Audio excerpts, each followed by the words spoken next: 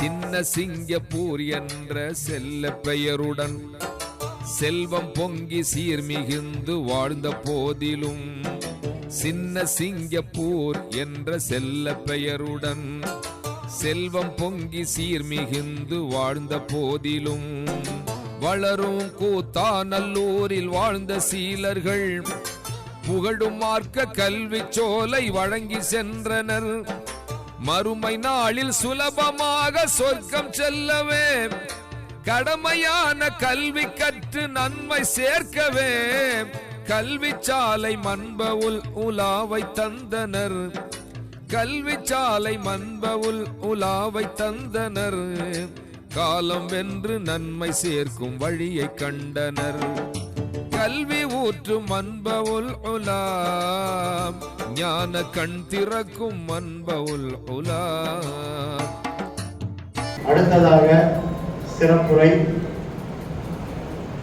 தமிழகம் அறிந்த, உலக தமிழ் மக்கள் அறிந்த சிறந்த பேச்சாளர், அடையார் ஆசான் என்ற பெயரில் பிரபலியமாக இருக்கக்கூடிய, அல்லாஹ் அவருக்கு அசத்துக்கு மட்டும் எப்படி இவ்வளவு நேரத்தை தந்திருக்கான் அப்படின்னு ஆச்சரியமா இருக்குது.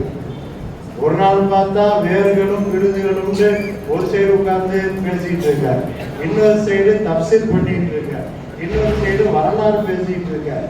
இதுக்கு மத்தியில தமிழகம் உலகம் தழுவிய அளவிற்கு பேசுவதற்காக வேண்டி, சிறப்புரை நிகழ்த்துவதற்காக வேண்டி பயணம் மேற்கொண்டு இவ்வளவு பெரிய சேவையை செய்வதற்கு அல்லாஹ் எப்படி இவ்வளவு நேரத்தில் பறக்கத்து செய்திருக்கிறான் என்று நாங்கள் உலமாக்கள் ஆச்சரியப்படும் அளவிற்கு ஒரு சிறந்த பேச்சாளர், சிறந்த எழுத்தாளர், தமிழகம் தழுவிய, தமிழகம் அறிந்த முதன்மை பேச்சாளர், கண்ணியத்திற்கும் மரியாதைக்கும் உரிய அடையார் ஆசான் சலீதுத்தீன் Fazil Baqavi MA MPhil PhD ஹசரத் பெருந்தகை அவர்களை சிறப்புரை நிகழ்த்துமாறு அன்போடு அழைக்கிறோம்.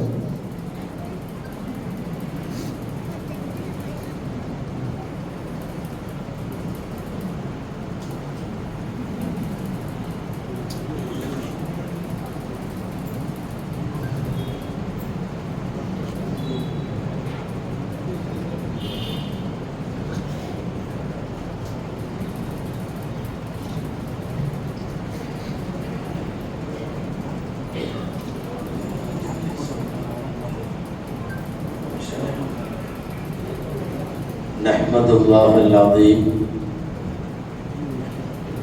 नुसल्ली व नुसल्लिमु अला रसूलिल करीम अम्मा बअद फ़क़द क़ाल अल्लाहु सुब्हानहु व तआला फ़ी कलामिहिल क़दीम वल फ़ुरक़ानिल हमीद أعوذ بالله من الشيطان الرجيم بسم الله الرحمن الرحيم من يؤت الحكمة فقد أوتي خيرا كثيرا صدق الله العظيم وقال رسول الله صلى الله عليه وسلم أدبني ربي فأحسن تأديبي وعلمني ربي فأحسن تعليمي أو كما قال صلى الله عليه وسلم. அளவற்ற அருளாளனும் நிகரற்ற அன்புடையோனுமாகிய எல்லாம் வல்ல அல்லாஹ்வின் பெயரால் துவங்குகிறேன். அருமை நாயகம் முஹம்மது ரசூலுல்லாஹ் ஸல்லல்லாஹு அலைஹி வஸல்லம் அவர்களின் மீதும், நற்பாக்கியங்கள் நிறைந்த அவர்களுடைய உம்மத்தின் மீதும், குறிப்பாக இந்த உயர்ந்த மஜ்லிஸிலே பங்கேற்றிருக்கிற நம் அனைவர் மீதும் எல்லாம் வல்ல அல்லாஹ்வின் நல்லருள் என்றென்றும் நிறைவாக உண்டாவதாக. ஆமீன்.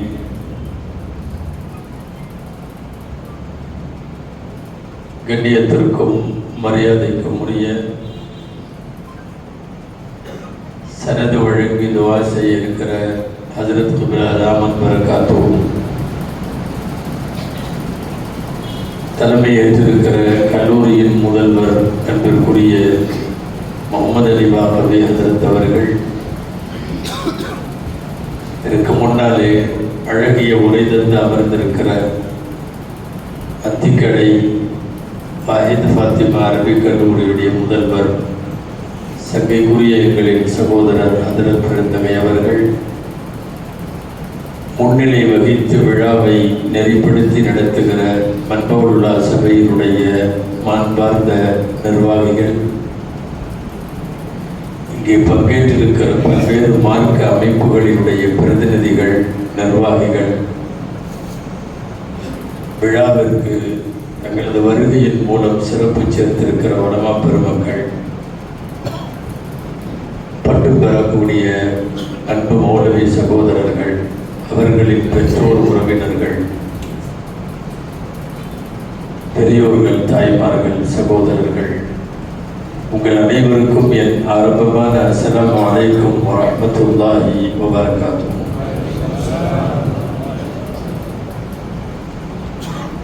அல்லாஹ்வின் பேரருளால்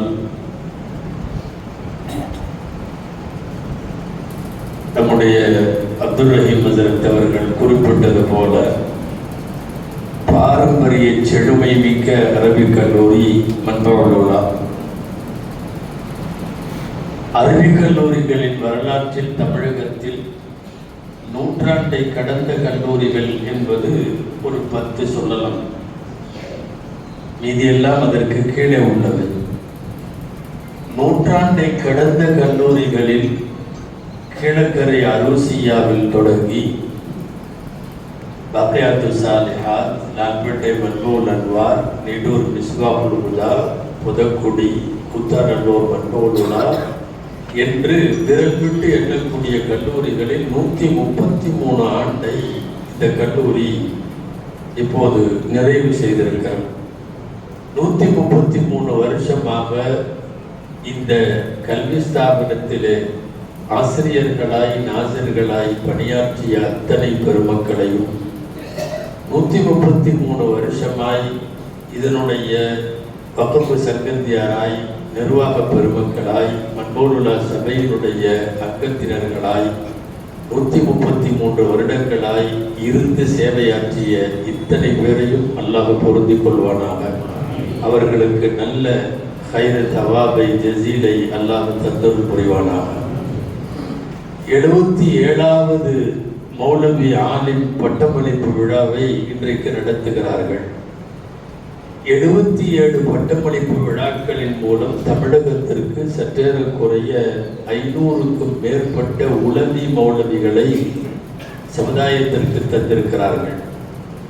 500க்கும் மேற்பட்ட உலவி ஆலிம் பெருமக்கள் தமிழகம் மட்டுமல்லாமல் உலகத்தில் தமிழ் முஸ்லிம்கள் வாழுகிற இடமெல்லாம் விரவி பரவி நின்று மகத்தான மார்க்க பணிகளை ஆற்றிக் கொண்டிருக்கிறார்கள். அல்லாஹ் அந்த அத்தனை பேரையும் பொருந்திக் கொள்வானாக. நான் குறை சொல்லி துவங்கவில்லை. 133 வருஷம் ஒரு கல்லூரிக்கு கடந்து விடுகிற போது, 77 பட்டமளிப்பு விழாக்கள் கடந்து விடுகிற போது, பொதுவாக எல்லாரும் எங்களை போன்ற வெளியில இருப்பவர்கள் நினைப்பது உண்டு. என்னன்னா, நேற்றைக்கு காலை இந்த நேரத்திலே நான் லால்பேட்டை பட்டமளிப்பு விழாவிலே உரையாற்றி கொண்டிருக்கிறேன்.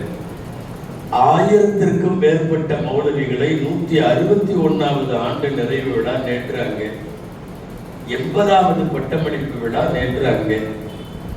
1000க்கும் மேற்பட்ட மௌலவிகளில் கிட்டத்தட்ட பாதிக்கு மேல் லால்பேட்டையை சொந்த ஊராக கொண்டவர்கள்.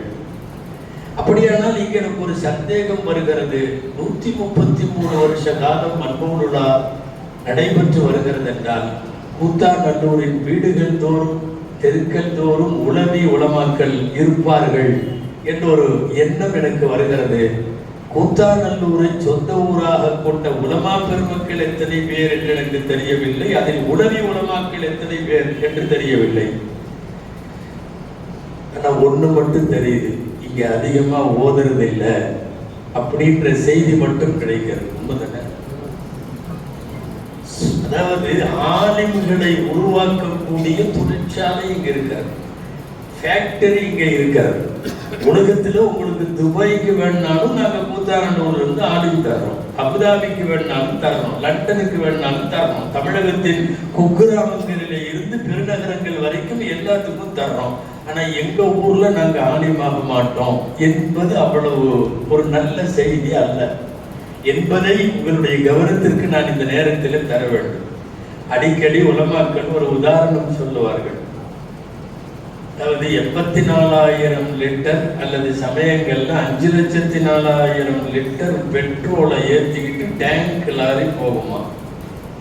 டேங்க் இருக்குல்ல, பாரத் பெட்ரோலியம் அது இதெல்லாம் டேங்க் லாரி பார்த்துருக்கோம், பெருசா இருக்கும், பயங்கரமா இருக்கும். அத்தனை லட்சக்கணக்கான லிட்டர் பெட்ரோல் வண்டி ரோட்ல நடுவுல நின்றுக்குமா பெட்ரோல் இல்லாம. என்ன நடு ரோட்ல நிறுத்திருக்கீங்க, வண்டியில பெட்ரோல் இல்லை. டேய் 5 லட்சம் லிட்டர் பெட்ரோல் வச்சிருக்கிற வண்டியில அது பின்னாடி இருக்குது, வண்டி ஓட்டுறதுக்கு பெட்ரோல் இல்லை. உங்களுக்கு புரிய வேண்டும் நினைக்கிறேன். நாங்கள் நிறைய உலமாக்களை உருவாக்கி இருக்கிறோம் என்று கூத்தாநல்லூர் பெருமைப்படலாம். ஆனால் கூத்தாநல்லூருக்கு பெட்ரோல் இல்லை என்றால் எத்தனை பேர் இந்த ஊரில் மௌலவிகளாக உலவி உலமாக்கல்ல எத்தனை பேர் இருப்பார்கள்?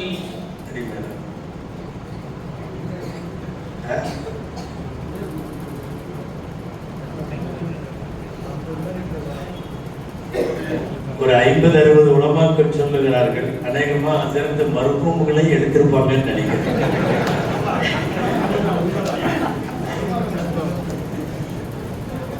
அன்பிற்குரியவர்களே, உலமாக்களை உருவாக்குகிற கேந்திரம் எந்த ஊரில் இருக்கிறதோ முதலில் அந்த ஊரில் உலமாக்களை நிறைய உருவாக்க வேண்டும்.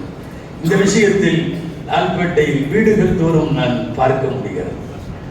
மீண்டும் அப்படி ஒரு எழுச்சி கூத்தாநல்லூரை சொந்த ஊராக கொண்டவர்கள் இங்கிருந்து புறப்பட வேண்டும் என்கிற என் அவாவை சொல்லுவதற்குத்தான் இந்த செய்தியை முன்வைக்கிறேனே ஒழிய குறையாக அல்ல.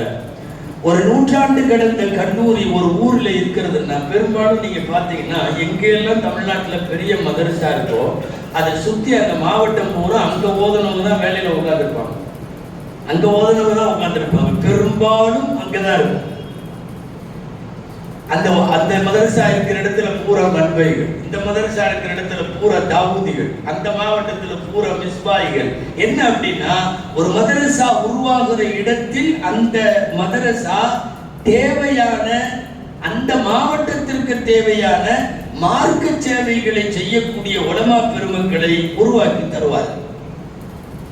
மண்டோலுலா சபையினுடைய இப்போதைய நிர்வாகிகள், முன்னாலே நிர்வாகிகள், இதனுடைய வளர்ச்சிகளை பார்த்து கொண்டிருப்பவர்கள் எல்லாரும் இருப்பதால் நான் இந்த சபையில சொல்லுகிறேன், மதரசாக்களை நடத்துகிற நிர்வகிக்கிற பாக்கியம் என்பது பெரும் பாக்கியம். அவர் பெரிய ஆளு, எங்க மதரசாக்கு நிர்வாகியா இருக்கார், தவறு. அவர் மதரசாவில நிர்வாகியாக இருக்கிறார், எனவே அவர் பெரிய மனிதர், அவ்வளவுதான். மதரசாவை நிர்வகிக்கிற பாக்கியத்தை அல்லாஹ் எத்தனையோ பேர் இருக்க உங்களுக்கு கொடுத்திருக்கிறார், அது ஒரு பெரும் பாக்கியம். மதரசாக்கள் என்பது இந்த உம்மத்தினுடைய உயிர் நாடிகள். துவக்க காலத்திலிருந்து இன்றைக்கு மார்க்க பணிகளை நிறைய பேர் செய்கிறார்கள். நாங்கள் அழைப்பு கொடுக்கிறோம், இஸ்லாமிய அழைப்பு தருகிறோம், நிறைய செய்கிறார்கள். ஆனால் ஒன்று, 1400 வருஷமாக இந்த மண்ணில் மார்க்க பணிகளை தொடர்ந்து செய்து கொண்டிருப்பது மதரசாக்கள். சில இஸ்லாமிய அழைப்பு பிரச்சாரங்களை மேற்கொள்ளுகிற பல பேர் உருவாகி 100 வருஷமாயிருக்க, 200 வருஷமாயிருக்க. 1400 வருஷமாக மார்க்கத்தை வழிநடத்தியது யார்? வழிநெடுகிலும் இதை பரப்பியது யார்? இந்த பங்களிப்பை மகத்தான பங்கை செய்தது நிச்சயமாக அரபு கல்லூரிகள், மதரசாக்கள். ஒரு மதரசா கூட இல்ல. மக்காவில் பெருமானார் ஸல்லல்லாஹு அலைஹி வஸல்லம் பேசுகிறார்கள், நாம் ஒன்று கூட இடமில்லை, வகியை சொல்ல இடமில்லை, வரும் வகியை உங்களுக்கு ஓதி காட்ட ஒரு இடமில்லை. ஒரு 16 வயது பையன், அவருக்கு அர்க்கம் என்று பெயர். அவர் எந்திரிச்சார், அவர் சொன்னார், அல்லாஹ்வின் தூதரே, அர்க்கமுடைய மகனாகிய அர்க்கம் நான் சொல்லுகிறேன், அர்க்கம் என் வீட்டை நீங்கள் எடுத்துக்கொள்ளுங்கள். முதலாக அவர் வீட்டை அல்லாஹ்விற்காக வக்ஃப் செய்கிறார். அர்கமுடைய வீடு ஆனது எழுதுவார்கள் உலமா பெருமக்கள், இஸ்லாமிய வரலாற்றின் முதல் மதரசா. முதல் மதரசா மக்காவில் மதரசா அர்கம். அந்த அர்கம் மதரசாவிலே வைத்துத்தான் மிக முக்கியமான சஹாபா பெருமக்கள் எல்லாம் இஸ்லாத்தை ஏற்றார்கள். ஹம்சா ரலியல்லாஹு அன்ஹுவின் இஸ்லாம் அந்த மதரசாவுக்குள், உமர் ரலியல்லாஹு அன்ஹுடைய இஸ்லாம் அந்த மதரசாவுக்குள். ஒரு சிறிய மதரசாவாக மக்காவிலே தொடங்கிய அர்கம் மதரசா இந்த உலகத்தின் முதல் மதரசா. அடுத்த மதரசா எங்களும் நானும் நன்கறிந்து வைத்திருக்கிற மதீனாவினுடைய திண்ணை மதரசா, மதரசத்து சுஃபா என்று பெயர். அதிலே படித்த மாணாக்கர்களுக்கு அஸ்ஹாபு சுஃபா என்று பெயர். அந்த திண்ணை தோழர்கள் வழியாகவே இந்த உலகத்திற்கு ஷரியத்து கிடைத்தது, இல்மு கிடைத்தது, நுபுவத்தினுடைய மிச்சங்கள் எல்லாம் கிடைத்தது. அந்த திண்ணை மதரசா இரண்டாவது மதரசா. பெருமானார் ஸல்லல்லாஹு அலைஹி வஸல்லம் இந்த மண்ணிலே இருந்து விடைபெற்று போகிற போது யாரை நம்பியும் அவர்கள் வஃபாத்தாகவில்லை, இந்த மதரசாவை தவிர. இந்த மார்க்கத்தை கொண்டு போய் உலகத்தின் மூளை முடுக்கெல்லாம் 8 திக்கிலும் கொண்டு போய் சேர்ப்பதற்கு பெருமானார் எந்த மீடியாவையும் விட்டு போகவில்லை. அவர்களுக்கு தெரிந்த, அவர்கள் உருவாக்கிய, அவர்கள் செம்மைப்படுத்திய திண்ணை மதரசாவும் அதனுடைய மாணவர்களும் இந்த மார்க்கத்தை வளர்க்க போதுமானவர்கள் என்கிற மனப்பான்மை, சிந்தனை அவர்களுக்கு இருந்தது. அப்படியே நடந்தது. யாரும் கால் வைக்காத இடமெல்லாம், உலகத்தின் மூளை முடுக்கெல்லாம் போய் அந்த திண்ணை மதரசாவிலே ஓதியவர்கள் தான் மார்க்கத்தை சேர்ந்தார்கள். ஆப்பிரிக்காவினுடைய கடைக்கோடியில், இன்றைக்கு இருக்கிற நவீன ஐரோப்பிய கண்டங்களில் எத்தனை இடங்களில் எல்லாம் இஸ்லாமிய வாசம் கூட இல்லாமல் இருந்ததோ அந்த இடத்திற்கெல்லாம் உண்மை தௌஹீதை எடுத்துக்கொண்டு அந்த நாட்டிலே போய் புகுந்தவர்கள் யார் தெரியுமா? அந்த திண்ணை மதரசாவின் ஒரு ஓரத்தில் அமர்ந்து பாடம் படித்த பெருமக்கள் தான் இந்த வேலைகளை எல்லாம் செய்தார்கள். எனவே நாயகம் ஸல்லல்லாஹு அலைஹி வஸல்லம் நம்பி விட்டு போனது, இந்த மார்க்கத்தை கொண்டு போய் அவர்கள் சேர்த்துவார்கள் என்று நினைத்ததெல்லாம் மதரசாக்கள் தான். இன்னைக்கு மார்க்க பிரச்சாரம் செய்யற நிறைய பேர் ஸ்டார்ட் ஆகி 100 வருஷம் ஆச்சு, 200 வருஷம் ஆச்சு. நாங்கள் அவர்களிடமெல்லாம் கேட்கிறோம், 1200 வருஷ ஷரியத்தை இஸ்லாமியாவை யார் பாதுகாத்தது? யார் கொண்டு போய் சேர்த்தது? யார் பேசினது? யாரும் இல்லை, மதரசாக்கள் மட்டும். எதனால் மதரசா ஊக்குவிக்கப்பட வேண்டும்? ஏன் அதனுடைய மாணவர்களும் ஆசிரியர்களும் நிர்வாகிகளும் மாண்பிற்குரியவர்களாக நிறுத்தப்படுகிறார்கள் என்றால், இஸ்லாமிய வரலாற்றினுடைய மிகப்பெரிய மீடியா அரபிக் கல்லூரிகள் மாத்திரம்தான். 2 நூற்றாண்டு தான். 3வது நூற்றாண்டிலே ஜாமிஉல் அஸ்ஹர் கைரோவிலே தொடங்கிவிட்டது, உலகளாவிய இஸ்லாமிய அழைப்பு மையம். இன்றைக்கு வரையும் ஜாமிஉல் அஸ்ஹர் யூத நஸராக்களின் பெரிய அச்சுறுத்தல். அந்த அரபிக் கல்லூரி ஓய வேண்டும் என்கிறார். 4வது நூற்றாண்டு பகதாதிலே நிஜாமியா தொடங்கிவிட்டது. ஒவ்வொரு நூற்றாண்டிலும் பெரும் மதரசாக்களை உருவாக்குவதை அன்றைக்கு மிகப்பெரிய கனவாக இஸ்லாமிய சமுதாயம் நினைத்தது. அஸ்ஹர் தொடங்கியது 441, நிஜாமியா தொடங்கியது. அது ஒரு விஷயம் என்ன தெரியுமா? பகதாதுல 30 மதரசா இருந்தது. 30 மதரசாவுக்கும் நிஜாமியான்னு தான் பேர். 30 மதரசாவிலேயும் நூற்றுக்கணக்கான மௌலவிகள் உருவாக்குவார்கள். யாருமே பகதாதுல இருக்க மாட்டாங்க. அப்ப இருக்கிற நிஜாமியாவில் ஃபாரிகான உன்னை நாட்டை சொல்லி அந்த மதரசா நிர்வாகம் அனுப்பி வைக்கும். நீ தூனிஸுக்கு போ, நீ எத்தியோப்பியாவுக்கு போ, நீ அந்துலுஸ் ஸ்பெயினுக்கு போ. உலகத்தில் அந்த மதரசாக்களில் உருவான மௌலவிகளை உலகத்தின் நாலா பக்கத்திற்கும் அனுப்பி வைத்ததன் மூலம்தான் உலகத்திற்கு இஸ்லாம் சாத்தியமானது. நான் மீண்டும் சொல்லுகிறேன், மதரசாக்கள் தான் இந்த மண்ணில் மார்க்கத்தை ஒரு 1000 வருஷமாக பரப்பியதும் நிலைநிறுத்தியதும் சேவகம் செய்ததும் எல்லாமே மதரசாக்கள் தான். அதனால் தான் அந்த மதரசாக்கள் தொய்வில்லாமல் தொடருகிற வரை இஸ்லாமிய சமுதாயம் வளர்ச்சி பெறும் என்பது எல்லாருக்கும் தெரியும். நீங்கள் வரலாற்றிலே படித்திருப்பீர்கள், தாத்தாரிய படையெடுப்புகள் போன ஊர்ல எல்லாம் அவங்க செஞ்ச ஃபர்ஸ்ட் வேலை மதரசா அழிச்சதுதான். பள்ளிவாசல அப்புறம் தான் அழிப்பான். அங்க இருக்கிற ராணுவ தளவாடங்களை அப்புறம் தான் கை வைப்பான். அங்க இருக்கிற தொழில்நுட்ப கேந்திரங்களை எல்லாம் அதுக்கப்புறம் தான் அழிப்பான். முதலில் என்ன செய்வான்? போன உடனே மதரசாவை அடிப்பான். மார்க்கத்தை அடுத்த கட்டத்திற்கும் அடுத்த தலைமுறைக்கும் எடுத்து செல்லக்கூடிய கூடங்கள் இவைகள் தான். இந்த அறிவு கூடங்களான கலை கூடங்களை தரைமட்டமாக்கினால் மட்டுமே இங்கிருக்கிற இஸ்லாமிய ஆளுமைகளை அழிக்க முடியும் என்பது தாத்தாரிகளுக்கு தெரிந்திருக்கிறது. ஏன் ஆங்கிலேயர்களுக்கு தெரிந்திருக்கிறது. இந்த நாட்டில் சுதந்திர வரலாற்றில் 200 வருஷ காலத்தில் ஆங்கிலேயில் தரைமட்டமாக்கிய மதரசாக்கள் நிறைய, குறிப்பாக நார்த் இந்தியாவில் எக்கச்சக்கமான மதரசாக்கள். மதரசா ரஹீமியா முழுக்க இடிக்கப்பட்டு கிதாபுகள் கொளுத்தப்பட்டு எல்லா கிதாபும் எரிந்து போனது. அன்றைக்கு தாத்தாரிகள் கிதாபுகளை அழித்த போது யூப்ரட்டிஸ் நதி கருப்பாக மை ஓடியது கிதாபுகளால் என்று சொல்லுவார்கள். இங்கே வடநாட்டிலே குறிப்பாக டெல்லி போன்ற நகரங்களில் சுற்றி இருந்த எல்லா மதரசாவையும் ஆங்கிலேயன் அடித்தார். ஆங்கிலேயனுக்கு இந்தியாவினுடைய வளமிக்க இடங்களும் பொருட்களும் கனிம வளங்கள் எங்கிருக்கிறது என்பதெல்லாம் நன்கு தெரியும். ஆனால் அவன் அச்சுறுத்தல் முதலில் மதரசாக்கள். ஏன் தாத்தாரிகளுக்கு போக வேண்டும், ஆங்கிலேயர்களுக்கு போக வேண்டும்? இப்போதைக்கு இருக்கிற ஒன்றிய அரசினுடைய கண்களில் கூட விளக்கெண்ணெய் ஊற்றிக் கொண்டு மதரசாவை கவனிக்கிறார்கள். அரசியல் பேசுவதாக நீங்கள் தயவு செய்து நினைக்க வேண்டாம். வேண்டுமென்றால் இதற்கு ஆன்மீக அரசியல் என்று நீங்கள் பெயர் வைத்துக் கொள்ளலாம்.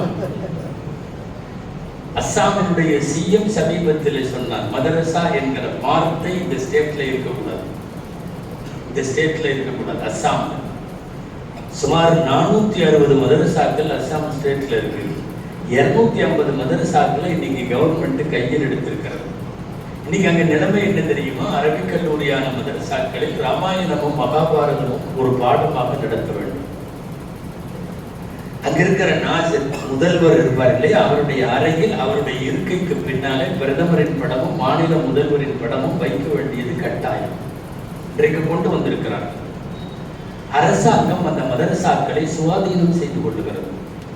அரசாங்கம் சொல்லுவதை எல்லாம் அந்த மதரசா செய்ய வேண்டும். வெகு விரைவில் மதரசா என்கிற வார்த்தை எடுக்கப்படும் என்று அந்த சிஎம் தெரிவித்திருக்கிறார். பள்ளிவாசல்களை மட்டும்தானே, வேற ஏதாவது பார்க்க வேண்டியதானே? இல்லை, அவர்களுக்கு தெரியும். குழந்தை மதரசாவில இருந்து ஆலிம்களின் மதரசா வரைக்கும் அந்த மதரசா என்கிற வார்த்தை அவர்களுக்கு அலர்ஜி. அது இருக்கிற வரைக்கும் இந்த சமுதாய வளர்ச்சியை கட்டுக்குள்ள கொண்டு வர முடியாது என்பது எதிரிக்கு தெரிந்த அளவு இன்னும் நம்ம ஆளுகளுக்கு தெரியல. என்னமோ மதரசா அவ்வளவுதான், சந்தா கேட்டா காசு கொடுத்துடலாம், சமயத்துல சாப்பாடு அனுப்பிச்சிடலாம், நம்ம வீட்டுல விசேஷமா இருந்தா இதோடு உங்கள் மதரசாவிற்கான கடமை முடிந்து விடுகிறது என்று நினைக்கிறீர்கள். நான் சொன்னது போல் உங்கள் வீட்டில் இருந்த ஆளுங்கள் வரட்டும். நீங்க பாருங்கெல்லாம் ஓதி முடிச்சுட்டு கூட போங்க, வேண்டாம்னு சொல்லல. வெளிநாடுகளுக்கு போகலாம், சம்பாதிக்கலாம், மார்க்கம் அதற்கு தடை அல்ல. ஆலிமாகிவிட்டு ஹலாலான சம்பாத்தியத்தை மேற்கொள்ளலாம். என் குடும்பத்தில் ஒரு ஆலிம் இருக்கிறார், என் குடும்பத்தில் ஆபீஸ் இருக்கிறார் என்று சொல்லுகிற பெருமைக்குரிய விஷயம் வேண்டுமா இல்லையா? உலகத்தில் நீங்கள் எந்த படிப்புக்கு போனாலும் அத்துரை முதலத்தவர்கள் சொன்னது போல ஒழுக்க மாண்புகளை போதிக்கிற கல்வி கூடங்கள் நிச்சயமாக இன்றைக்கு அருகிவிட்டது. ஒழுக்கத்தோடு மாணவர்களை உருவாக்குகிற கல்லூரிகளை சொல்லுங்கள். இங்கு மட்டும்தான் இவர்கள் படைப்பினங்களை பற்றி படிப்பதில்லை, படைத்தவனை பற்றி படிக்கிறார். படைத்தவனை பற்றிய ஞானம் போதிக்கிற இடம் அரபிக் கல்லூரி. அங்கெல்லாம் படைப்புகளை பற்றி சொல்லி தருவார்கள். பாட்டனி படிப்பீர்கள், ஜுவாலஜி படிப்பீர்கள், பயாலஜி படிப்பீர்கள், கெமிஸ்ட்ரி, பிசிக்ஸ் எல்லாம் படிப்பீர்கள். எல்லாம் இந்த உலகத்தில் யாராவது ஒருவன் சொன்ன தத்துவமாக இருக்கும், யாராவது ஒருவன் உருவாக்கிய கோட்பாடாக இருக்கும். அவன் போன பிறகு அதுவும் மண்ணோடு மண்ணாகி போய்விடும். நீடித்து நின்று நிலைக்கிற உண்மையா எதுவும் இல்லை. காலமெல்லாம் படைத்தவனை பற்றி பேசக்கூடிய கல்லூரிகள் அரபு மதரசாக்கள் மட்டும்தான். அதே மாதிரி இன்னொன்னு, நாங்க மட்டும்தான் ஊர்ஜிதமான விஷயத்தை ஓதி கொடுக்கிறோம், பேசுறோம். இந்த சந்தேகம் இதெல்லாம் இல்லை. நீங்க உலகத்துல எந்த டிபார்ட்மெண்ட்ல போய் படிச்சாலும் அது சந்தேகத்திற்கு இடமானது, ஊர்ஜிதம் ஆகாதது, நிரூபணங்களுக்கு அப்பாற்பட்டு அது ஒரு விதமான அமானுஷ்யங்களால் ஆருடங்களால் கட்டமைக்கப்பட்டது. இங்க ஒரு ஆலிம்சா எந்த காலத்திலேயாவது ஆயத்தையோ அதிசயோ சொல்லிட்டு அதுக்கப்புறம் ஒரு வருஷம் கழிச்சு நான் போன வருஷம் சொன்னது இப்படி தப்பா போச்சு, ஷரியத்தினுடைய சட்டம் வேற, இப்ப கொஞ்சம் மாத்திக்கிங்கன்னெல்லாம் பேச வேண்டிய அவசியம் கியாமத்து வரை வராது. கியாமத்து வரைக்கும் அப்படி ஒண்ணு வராது. போன வாரம் ஒன்று சொல்லிட்டு இந்த வாரம் வருந்துகிறோம், இந்த பேப்பர்ல எல்லாம் போடுவான். ஒரு விஷயத்தை போட்டுட்டு வருந்து அடுத்த நாள் முதல் நாள் கொட்டை எழுத்துல வரும், அடுத்த நாள் அதே கொட்டை எழுத்துல வருந்துகிறோம்னு வரணுமெல்லாம் வராது. எங்கேயாவது சந்த ஓரத்துல அந்த பெயர் மாற்ற லிஸ்ட் எல்லாம் இருக்கும், அந்த ஓரத்துல போட்டிருப்பாங்க ஆசிரியர் குறிப்பு வருந்துகிறோம் அப்படின்னு. சில பேர் அந்த முதல் நாள் ப்ரூஃபை கூட மாற்ற மாட்டான், அப்படியே கூட போட்டுருவான். சில ஆளுங்கள் சொல்லி கேட்டிருக்கிறேன், பேர் தெரியல, யாரோ முன்னாள் மத்திய அமைச்சர் முன்னாள் ஒருத்தர் தலைவர் இருந்தார், நல்ல மனிதர், அரசியல்வாதி, ஜெயபிரகாஷ் நாராயண் நினைக்கிறேன், யாரோ ஒருத்தர் நல்ல ஆள் தான். மும்பையில் அட்மிட் பண்ணியிருந்தாங்க, எவனோ போயிட்டாருன்னு பற்றி விட்டாங்க. அப்போ பத்திரிகையில போட்டாங்க, மாண்புமிகு ஜெயபிரகாஷ் நாராயண் அவர்கள் மும்பை மருத்துவமனையில் வைத்து அவர் உயிர் நீத்து விட்டார் என்பதை வருத்தத்துடன் தெரிவித்துக் கொள்கிறோம். அந்த கட்சிக்காரெல்லாம் சாயந்தரம் போன் போட்டு கத்துன்னு கத்தி, எப்படிடா நீ எங்க தலைவர் போறதுக்கு முன்னாடியே போயிட்டாருன்னு போட்டார் அப்படின்னு சொல்லி எல்லாம் கேட்டு இது பண்ணதுல மறுநாள் ஒரு பெட்டி செய்தியா வருந்துகிறோம்னு போட்டு அவனுக்கு அதுக்கு கூட நேரம் இல்லையாட்டிருக்கு. அவன் என்ன போட்டிருக்கான்னா, மாண்புமிகு மத்திய அமைச்சர் ஜெயபிரகாஷ் நாராயண் அவர்கள் இன்னமும் உயிரோடு இருக்கிறார் என்பதை வருத்தத்துடன் தெரிவித்துக் கொள்கிறோம். அந்த கம்போஸ்ல உயிர் போய்விட்டதுங்கிறத மட்டும் எடுத்துட்டு இன்னமும் உயிரோடு இருக்கிறார் மட்டும்தான் மாத்திருக்கான். இந்த முன்னாடி பின்னாடி அதையெல்லாம் மாத்தல, அவர் இன்னமும் உயிரோடு இருக்கிறார் என்பதை. அதுக்கப்புறம் அதை விட மோசமாயிருச்சு அந்த பத்திரிகை நடந்த அடுத்த நாள். ஒரு விஷயத்தை சொல்லிவிட்டு வாபஸ் வாங்குவது என்பது ஷரியத்தின் இல்மில் இல்லை. இனி கியாமத்து வரைக்கும் ஒரு ஆயத்து வாபஸ் வாங்கப்படாது. ஒரு நபி மொழி நாங்கள் தவறாக பிரிண்ட் செய்துட்டோம்னு சொல்லி, அது அல்லது காலாவதி ஆகிவிட்டதுன்னு சொல்லி, அல்லது இந்த காலத்திற்கு பொருந்தவில்லை என்று சொல்லி, அல்லது அறிவியல் நிரூபணங்கள் அதற்கு மாற்றமாக இருக்கிறது என்று சொல்லி ஒருபோதும் வாபஸ் வாங்க முடியாது. இல்முல் யகீன் என்று சொல்லுவார்கள். உறுதிகளினுடைய அணிவகுப்பு தான் ஷரியத்தினுடைய இல்மு. உலகத்தில் மற்ற எல்லாம் அல்லாஹ் சொல்லுவது போல மாலஹும் பிஹி மின் இல்மன் இல்லத்திபாஅன், அவர்கள் எண்ணங்களை தான் வைத்திருக்கிறார்கள், அவர்களிடம் உறுதியான கல்வி அறிவு இல்லை, உறுதியான கல்வி கிடையாது. எனவே அரபிக் கல்லூரிகளில் படித்து தரப்படக்கூடிய ஞானம் படைத்தவனை பற்றிய ஞானம், அது போக உறுதி வாய்ந்தவைகளை பற்றிய ஞானம் மட்டுமல்ல. மதரசாக்கள்ல ஓதி கொடுக்கிற எல்லா கிதாபுகள் சுருக்கமாக அத்தனையும் போய், நான் பல தடவை சொல்லி இருக்கிறேன், அது முடிகிற இடம் அல்லாஹ்வாக இருக்கும், ரசூலாக இருக்கும். மனிதர்கள்ட்ட போய் முடியாது. நீங்கள் படிக்கிற எந்த படிப்பும் மனிதர்கள்ட்ட போய் முடியும். நீ சயின்ஸ் படி, நியூட்டன் நிற்பான் கடைசியில், அதுக்கப்புறம் யாரும் இல்லை. கலீலியோ நிற்பான், அதுக்கப்புறம் யாரும் இல்லை. ஆர்கிமிடிஸ் நிற்பான், அதுக்கப்புறம் யாரும் இல்லை. தத்துவத்தில் சாக்ரட்டிஸ் நிற்பான், அரிஸ்டாட்டில் நிற்பான், பிளாட்டோ நிற்பான். ஒவ்வொரு துறையிலேயும் யாராவது நிற்பான். அவனுக்கு அப்பால் யாரும் இல்லை. மனிதனாக படித்து மனிதனிலே போய் முடிகிற கல்விகளுக்கு இடையில் ரப்புல் ஆலமீனிடம் போய் முடிகிற ஒரு செய்தியை படித்துக் கொண்டிருப்பது ஷரியத்தினுடைய கல்லூரிகள். நாங்கள் படிப்பது ரசூலுல்லாவிடம் போய் முடியும். ரசூலுல்லாட்ட என்ன முடிஞ்சாலும் அது அல்லாட்ட முடிகிறதா தான் அர்த்தம். அடிக்கடி கேள்விப்பட்டிருப்பீர்கள், நபிகளார் வாய் திறந்து பேசுகிற எல்லாம் வஹிதான். இதுவோ இல்லா வஹி யூஹா, என்ன பேசினாலும் வஹிதான். எனவே படைத்த ரப்புல் ஆலமீன் அவர்களுடைய தூதர் ரஹ்மத்துல்லில் ஆலமீனிடம் போய் முடிவடைகிற இல்மை பற்றி மட்டும்தான் இங்க படித்து கொடுக்கப்படுகிறது. ஓப்பனாவே சொல்றேன், காசு பணம் மட்டும்தான் இங்க இருக்கிற இந்த பட்டம் வாங்குறவங்கள்ட்ட கம்மியா இருக்குமே ஒழிய, நிம்மதி, கௌரவம், அந்தஸ்து, மக்களுடைய பாசம், மக்கள்கிட்ட இருக்கிற மரியாதை, ரப்புட்ட இருக்கக்கூடிய எல்லாத்திலையும் இவர்கள் உயர்ந்தவர்கள். என்ன பண்றது, துனியால பாக்கெட்ல எவ்வளவு இருக்கோ அதை பொறுத்தாங்க நீ உயர்ந்தவன்னு முடிவு பண்றாங்க. ரப்பு எவ்வளவோ மரியாதைகளை உலமாக்களுக்கு தந்திருக்கிறார். ஒண்ணும் வேணாங்க, உலகத்துல எந்த படிப்பு எந்த பட்டமா இருந்தாலும் சரி, அவர் படிச்ச பட்டத்துக்காக போய் அவரை தனியா சந்திக்க போக மாட்டாங்க, ஹசரத்தை பார்க்கறதுக்கு வருவாங்க. எங்க வந்தீங்க? ஒன்றும் இல்லை ஹசரத், சும்மா உங்களை பார்த்துட்டு போடான்னு வந்தேன். எங்க வந்தீங்க? இல்லை ஒரு முசாவா பண்ணிட்டு போடான்னு வந்தேன், ஒரு துவா வாங்கிட்டு போடான்னு வந்தேன். இங்கே நல்ல நாள் சாயந்தரம் 7 மணிக்கு நல்ல பீக் கவரில் கன்சல்டேஷனில் டாக்டர் உட்காந்துருப்பார். நீங்கள் நேரம் 7 மணிக்கு உள்ளே போங்க. சிராமணி, என்ன விஷயமா வந்தீங்க? சும்மா உங்களை பார்த்துருக்கேன். நீ லூஸா? ஏன்னா நான் டாக்டர்களெல்லாம் கூட சொல்லலை, டாக்டர்களோ இன்ஜினியர்களோ உயர்கல்வி மேதைகளோ யாரும் அவங்கள தனியாக பார்க்கறதுக்குலாம் போகிறது இல்லையா? பேஷண்ட்டாக இருந்தால் தான் டாக்டர்கிட்ட போவான், கட்டடம் கட்டுற வேலை இருந்தால் இன்ஜினியர்கிட்ட போவான், கேஸ் பிரச்சனை இருந்தால் லாயர்கிட்ட போவான். ஒன்றுமே இல்லாமல் ஒரு லாயர்கிட்ட அவர் நல்ல இதில் உட்காந்துருக்கிறப்போ நீங்கள் நான் அவருடைய சீட்டில் சாயந்தரம் 7 மணிக்கு போய் என்ன விஷயமா வந்தீங்க? சும்மா உங்களை பார்க்கறதுக்காக வந்தேன், கை கொடுத்துட்டு போகலான்ட்டு வந்தேன். அப்படியே கையை கொடுத்தாலும் கிறுக்கு பையன்னு சொல்லுவோம்.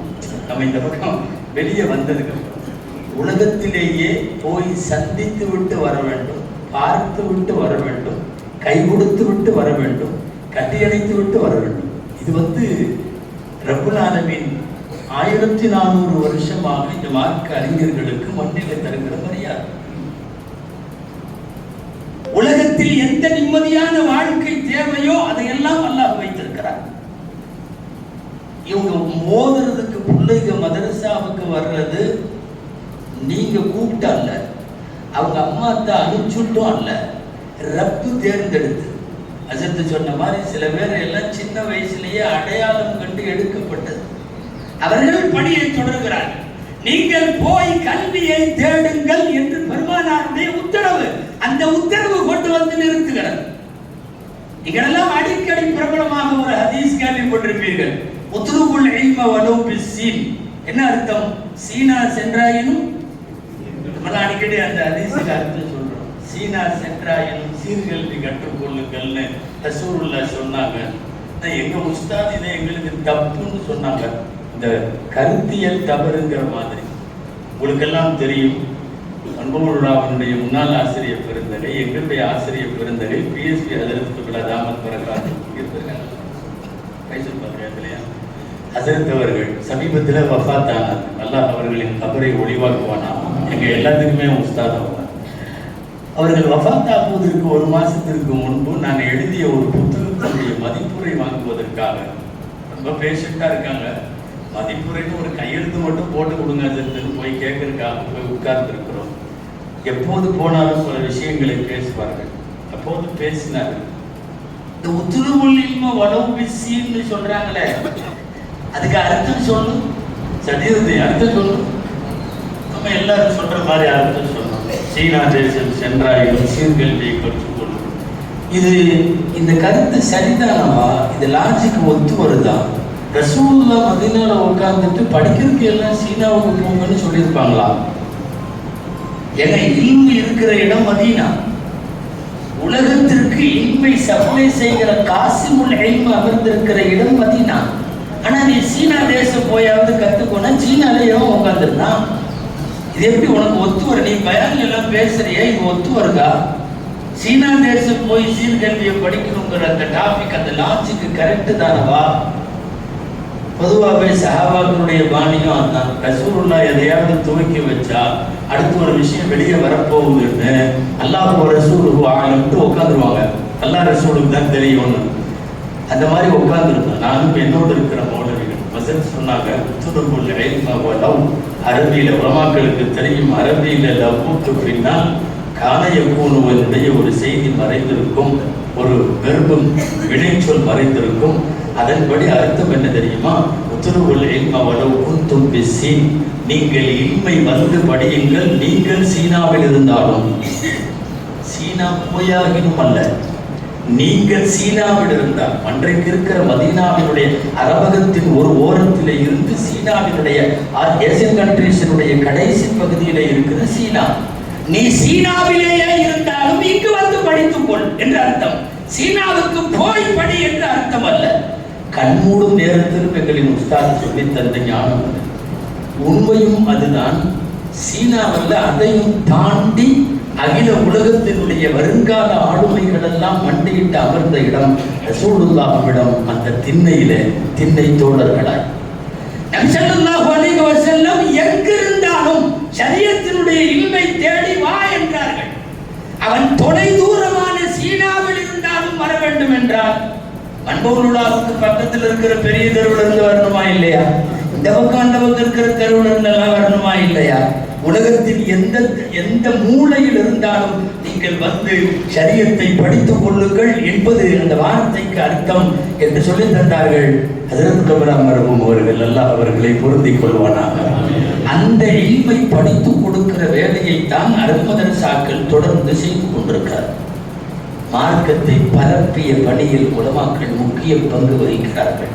உங்களுக்கு ஒரு செய்தி தெரியுமா? குர்ஆனின் வழிநெடுகிலும் யூத மதத்தை கெடுத்தது அதனுடைய அறிஞர்கள் என்று அல்லாஹ் குற்றம் சாட்டுகிறார். கிறிஸ்தவ மதத்தை கெடுத்தது அதனுடைய ருஹ்பான்கள் அறிஞர்கள் என்று அல்லாஹ் குற்றம் சாட்டுகிறார். இந்த மார்க்கத்தை 1400 வருஷமாக தூக்கி நிறுத்தியது ஒரு ஆலிம். நான் திரும்ப கேட்கிறேன், அங்கிருந்து பாதிரிகள் இஸ்லாத்திலே சேருகிறார்கள், அங்கிருந்து யூத மதத்தினுடைய தேவாலயங்களின் பிரதிநிதிகள் மார்க்க அறிஞர்கள் அவங்க மார்க்கத்தை சேர்ந்தவங்க இஸ்லாத்திலே சேர்றாங்க. ஒரு ஆலிம் இஸ்லாத்தை விட்டு வெளியேறியதா இதுவரைக்கும் உலகத்தில் வரலாறு இல்லை. ஆலிம் வெளியே போக முடியாது. ஆனால் இங்க வந்து எல்லா மதத்தின் அறிஞர், அது இங்கே தோன்றிய புத்த மதமாக இருந்தாலும் சரி, பலஸ்தீனில் புறப்பட்ட கிறிஸ்தவமாக இருந்தாலும், இன்றைக்கு இருக்கிற யகூதிகளாக இருந்தாலும், அந்த மார்க்கத்தின் அறிஞர் பெருமக்கள் எல்லாம் இங்கே வருவார்கள்.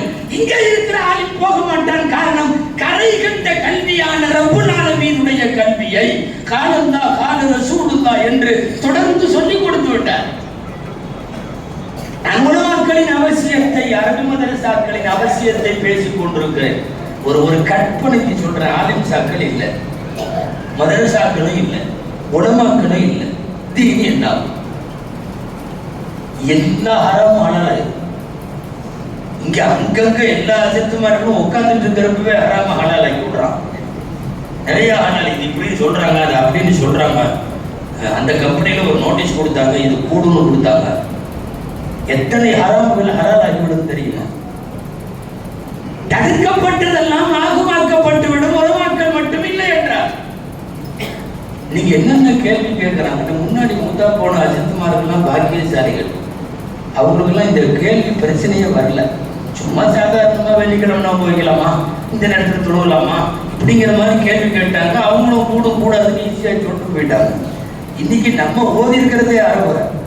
முதல்ல முன்னாடி உள்ள உலமாக்களை போன்ற கல்வி கடல்கள் அல்ல நாம.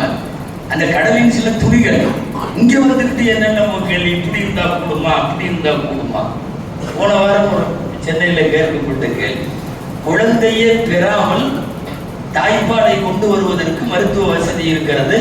அப்படி ஒரு மார்பிளை பால் சுரக்கிற போது அந்த பாலை குடிக்கிற குழந்தைகளுக்கு பால் குடி சட்டம் எல்லாம் வருமா அப்படின்னு கேட்கிறான். இப்படி எல்லாம் இவன் கருவி என்னென்ன வளருதோ வளர வளர நம்மளே கொண்டுருவாங்க. என்னென்னமோ கேள்வி, சில கேள்வி எல்லாம் வந்து சண்டைக்கு போடாமான்னு இருக்கும்.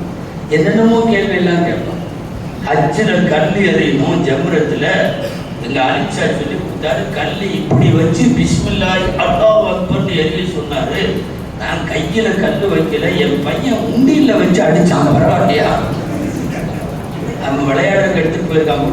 ஒவ்வொரு பிஸ்மில்லாஹ் அல்லாஹ் அக்பர்னு விட்டுருக்கான். சைத்தானுக்கு கொஞ்சம் வேகமாக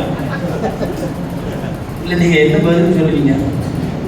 கல்லு அவன் மேல படணும், அவ்வளவுதான், நீ எப்படியோ போடு போ. அதாவது விசித்திரமான கேள்வியெல்லாம் இப்பதான் வருதுங்கிற.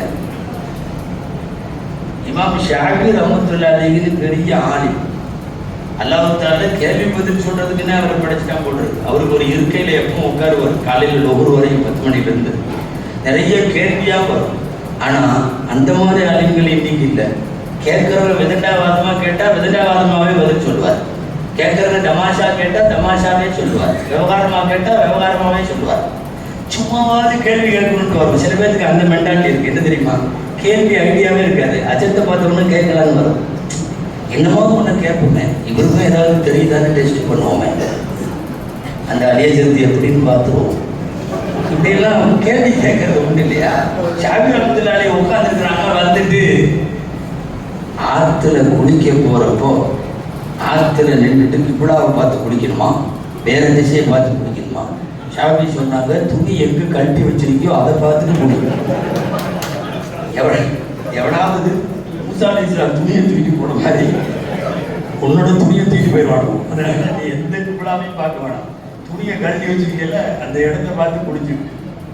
இது என்னமோ எனக்கு தெரியல, மனைவியை கட்டி வச்சுட்டாங்க, கொஞ்ச நாள் ஆச்சு கல்யாணம் ஆகி, இப்பதான் பாக்குறேன் காலு லேசா நொண்டுது, நான் இன்னைக்கு தலா கூடலான்னு இருக்கேன்னு சொன்னார் ஒருத்தர்.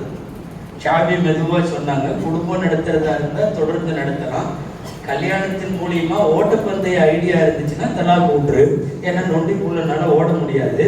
நீ ஓட்டப்பந்தயத்துக்கு கல்யாணம் நடத்தினியா இல்ல குடும்பம் நடத்துறதுக்காக? குடும்பம் நடத்துறதுதா, பேசாம போய் நடத்து போ. ஷாபிராப்து சொந்த மகன்கிட்ட கயிறு வாங்க சொன்னாங்க. கயிறு வாங்கிட்டு வா, 5 முழம் நீளம், அந்த கயிறு வாங்கிட்டு வான்னா அவன் போக வேண்டியது தானே.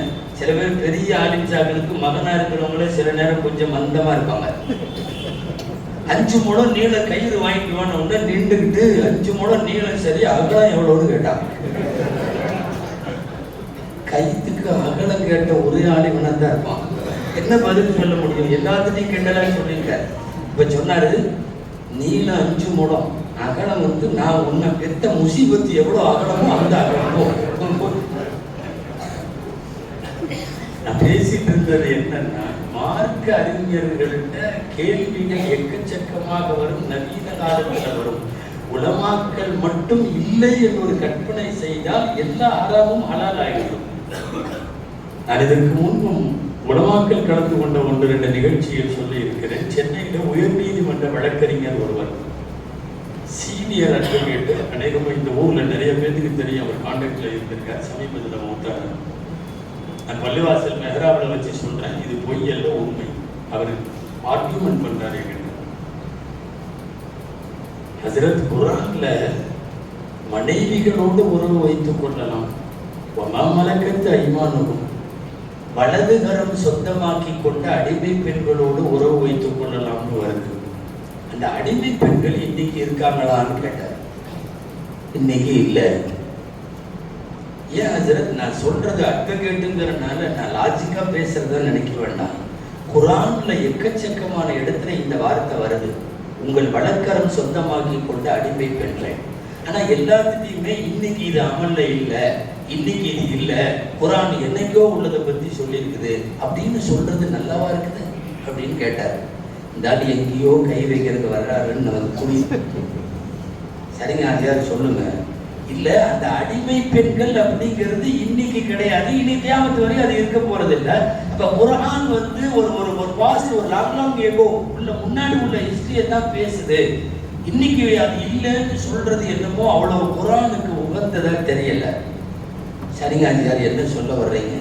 இல்ல, அந்த மாமனுக்கு தைமானுக்கு பதிலா நம்ம வீடுகள்ல வேலை செய்யற பொம்பளை இருக்காங்கல்ல, சில நேரம் கணவன் இல்லாத விதவை பெண்கள்லாம் வர்றாங்க, ஏழ்மையில ரொம்ப கஷ்டப்படுறாங்க.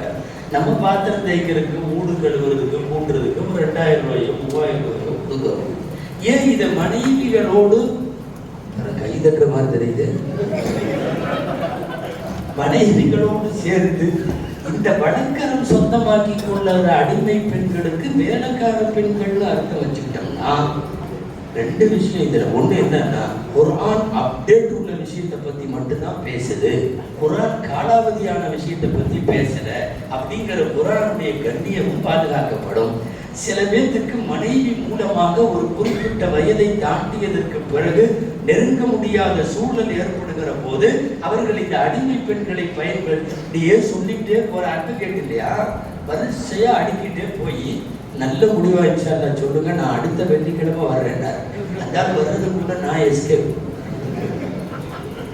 கொஞ்சம் நமுந்தம்னா குர்ஆன்ல உள்ள ஆயத்துகளுக்கு வேற மாதிரி அர்த்தம் வைத்து விடுவார். அதற்கு பிறகு ஒரு 2-3 உலமாக்கள் சேர்ந்து ஒரு காஃபி ஷாப்ல உட்கார்ந்து 2 மணி நேரம் அவர்களோடு நம்ம பேசி, நான் சொல்ல வர்றது, ஷரீஅத்திலேயும் எதையாவது சொல்லி சட்டங்களை படைக்க மாற்ற தனக்கு தோதுவாக அதை இழுத்துக் கொள்ள எல்லா காலத்திலும் இருந்தார்கள், இப்போதும் இருக்கிறார்கள். இதையெல்லாம் போகாமல் அந்த சட்டத்தின் இறுக்கத்தை தளர்த்தாமல் ஷரியத்தினுடைய சட்டத்தை அப்படியே பிடிவாதமாக வைத்துக் கொண்டிருக்கிற இடங்கள் எது தெரியுமா? அரபிக் கல்லூரிகளில் இருக்கிற ஃபத்வா செக்ஷன்கள், அங்கிருக்கிற முஃப்திகள், நாசிர்கள், அங்கிருக்கிற உஸ்தாதுகள், இவர்களுக்கு இதைத்தான் ஓதி கொடுத்து அனுப்புகிறோம். எந்த காலத்திலும் ஒவ்வொருக்க தைமானமும் என்பதற்கு அடிமை பெண் என்றுதான் அர்த்தம். குர்ஆனுக்கு விளக்கம் சொல்றேன் அறிவில் என்ற பேர்ல கண்டதும் பேச ஆரம்பிச்சிருவான். உலமாக்கள் மட்டும் இல்லைன்னா கேரளாவில் ஒரு நீதிபதி பேசினான். ஜினா செஞ்சா கல்லறிந்து கொள்ளுவது அப்படிங்கிற மாதிரி கொஞ்சம் ரொம்ப ஓவரா தெரியுது. அநேகமா நான் நினைக்கிறேன் ஒரு தடவை செஞ்சவனுக்கு இப்படி இருக்காது. இஸ்லாம் அந்த அளவுக்கு மனிதாபிமானம் இல்லாத மார்க்கம் இல்லை. அதையும் பழக்கமா செஞ்சு பல தடவை செஞ்சா அப்படின்னு தான் அது இருக்கணும் இல்லைங்களா அப்படின்னு கேட்கிறான். கேட்டதற்கு பின்னால் குர்ஆனின் ஆயத்துக்கு இவனுடைய வியாக்கியானம் உள்ளே இருக்காது, தன்னுடைய சொற்களை உள்ளே வைக்கிறார்.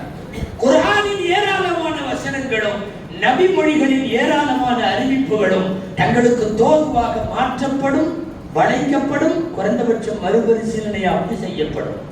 இந்த ஆபத்திலே இருந்து இந்த உம்மத்தை காப்பாற்றிக் கொண்டிருப்பது உலமாக்கள் மட்டும் தான் கேட்டுக் கொண்டிருக்கிறார்கள், காப்பாற்றிக் கொண்டிருக்கிறார்கள். நாங்கள் 1400 வருஷம் இந்த பாரம்பரியத்தை பார்த்து கொண்டே இருக்கிறோம்.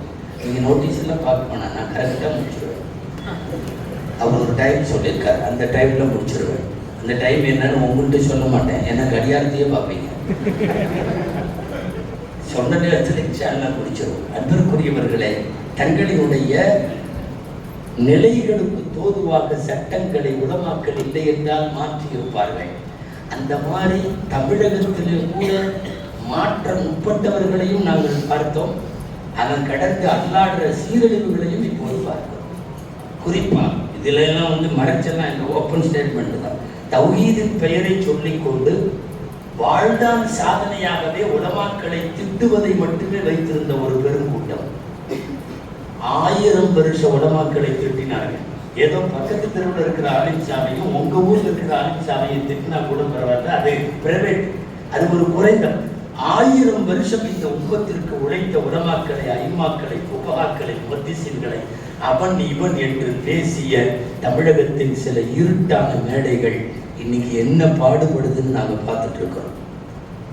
உலமாக்களை வம்புக்கு எடுத்தவன், கேவலப்படுத்தியவன், எல்லாத்துக்கும் ஒரு வார்த்தை சொல்றோம். அல்லமா இப்னு அஸாக்கிர் ரஹிமஹுல்லாஹ் சொல்லுவாங்க, லுஹூமுல் உலமாஇ மஸ்மூம். லுஹூமுல் உலமா, புறம் பேசுறது, பித்னா பண்றதுக்கு குர்ஆன்ல செத்து போன இறைச்சின்னு தானே வருது. உலமாக்களின் இறைச்சிகள் என்பது விஷம் தடவப்பட்டது. எப்போதும் ஞாபகத்தில் வைத்துக்கொள். நீ அவர்களை பேசுவதன் மூலம் சாப்பிடுகிற இறைச்சி விஷம் தடவப்பட்ட இறைச்சி. 1000 ஆண்டு கால உலமாக்களை, அதன் பாரம்பரியத்தை, மதரசாக்களை, சட்ட நூல்களை, கிதாபுகளை எவ்வளவு கேவலமாக பேச முடியுமோ பேசியவர்களின் கேவலத்தை இன்றைக்கு பார்க்கிறோம். ஓப்பனா சொல்றேன், எங்களின் ஆயுளுக்கு உட்பட்டு ஒரு 50 வருஷ காலத்தில் தமிழ்நாட்டில் இவ்வளவு கேவலமா ஒரு இயக்கம் கேடு கெட்டது என்று சொன்னால் இவர்களை தவிர வேற யாரையும் எங்க ஆயுசுல நாங்க பார்க்கலாம். அநேகமா நீங்களும் பார்த்திருக்க முடியாது. அவ்வளவு கேவலப்பட்டார்கள். எந்த அளவிற்கு ஆகிவிட்டது தெரியுமா அவர்களின் வேலைகள்? மார்க்கத்தை சொல்ல நீ தகுதியா, நான் தகுதியான்னு நீ பேசிட்டு இருக்கான். எத்தனையோ பட்டிமன்ற தலைப்புகளில் பேசியவனுக்கு அல்லாஹ் கொடுத்த தலைப்பு என்ன தெரியுமா? மார்க்கத்தை நீ சொல்றதா நான் சொல்றதா? அவனை சொல்லக்கூடாதுன்னு இவன் சொல்றான், இவன் சொல்லக்கூடாதுன்னு அவன் சொல்றான். இன்னைக்கு மாறி மாறி மேடைகள், மாறி மாறி என்ன அழைப்பு கொடுக்கிறான் தெரியுமா? இஸ்லாத்திற்கு எதிராக விவாதம் செய்ய தயாரான அழைப்பு கொடுக்கல, முபாஹலாவுக்கு அழைப்பு கொடுக்கிறான். முபாஹலான்னா என்ன தெரியுமா? நான் தப்பு செய்யல, எங்க குடும்பத்து மேல சத்தியம். அவன் அங்க உட்கார்ந்துட்டு நான் தப்பு செய்யல, எங்க குடும்பத்து மேல சத்தியம். என்ன கேவலமாகி விட்டீர்கள் நீங்கள் தெரியுமா? நாடு மதுரவுகள் எதற்கு என்று கேட்டு இந்த உம்மத்தினுடைய ஐம்மா அல்வாவை கேவலப்படுத்தியவர்கள். அல்லாஹ் அக்பர். 40-50 பிரிவுகளா இன்னைக்கு நிக்கிறான். எவன் எங்க நிக்கிறானே தெரியல. நாம் வாழ்நாளில் சந்தித்த கேவலம். நான் என்னைக்கோ உலமாக்களை அவங்க திட்டினாங்க, அவங்க அப்படி ஆகி போனாங்கன்னு பழைய ஹிஸ்டரி எல்லாம் பேசல. நிதர்சனமாக நாம் வாழுகிற காலத்தில் கேவலப்பட்ட ஒரு சமூகத்தை பார்க்கிறோம். சுமார் 540 ஹதீசுகள், பொய்யெல்லாம் சொல்லல, 540 ஹதீசுகளை ஹதீஸ் இல்லைன்னு வெளியே தள்ளின கூட்டம். அந்த 540 ஹதீசுகள் தான் என்று 1000 வருஷமாக மதரசாக்கள் பேசுகிறது. இவன் மதரசாக்கள் சொல்லும் ஹதீசுகளை இது ஹதீஸ் மாதிரி ஏன் அறிவுக்கு தெரியலன்னு பேசினா இல்லையா? எத்தனை எத்தனை விவாதங்களில் ஹதீசுகள் கேள்விக்குறியானது. ஹனஃபி மதுஹபின், ஷாஃபி மதுஹபின் எத்தனை சட்டங்கள் மேடையில வைத்து எள்ளி நகையாடப்பட்டது. மதரசாக்களையும் உலமாக்களையும் பேசியவர்களின் கூடாரங்கள் எவ்வளவு கேவலமாக அந்த கூடாரம் இன்றைக்கு சிதைத்து போயிருக்கிறது என்பதை நாம் வாழ்நாளில் நம்முடைய கண்ணாலே பார்த்து கொண்டிருக்கிறோம். அன்பிற்குரிய பெருமக்களே, நீண்ட கால பாரம்பரியம் உடைய இந்த உலமாக்களும் அரபிக் கல்லூரிகளும் சாதாரண பணிகளை செய்யவில்லை. எண்ணிக்கையில், வசதி வாய்ப்புகளில் இப்போது கொஞ்சம் நவீன காலத்தில் தொய்வு ஏற்பட்டிருக்கலாம்.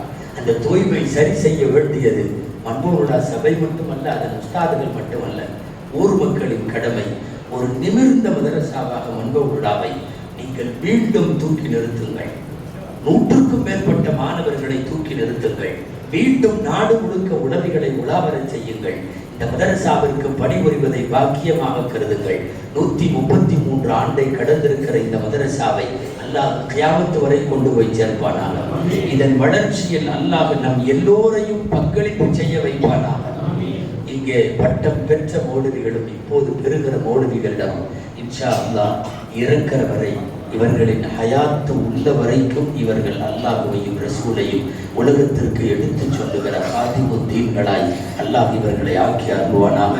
இன்றளவும் இதில் ஓதி கொடுத்து பணியாற்றி கொண்டிருக்கிற, இந்த நிர்வாக சபையை கவனித்துக் கொண்டிருக்கிற இந்த பெருமக்களுக்கு அல்லாஹ் மன ஊக்கத்தையும் ஆக்கத்தையும் உத்வேகத்தையும் அல்லாஹ் தருவானாக என்று துஆ செய்து நல்ல வாய்ப்பிற்கு நன்றி சொல்லி நிறைவு பெறுகிறேன். வஆஃபிரு தஅவானா அல்ஹம்துலில்லாஹி ரப்பில் ஆலமீன்.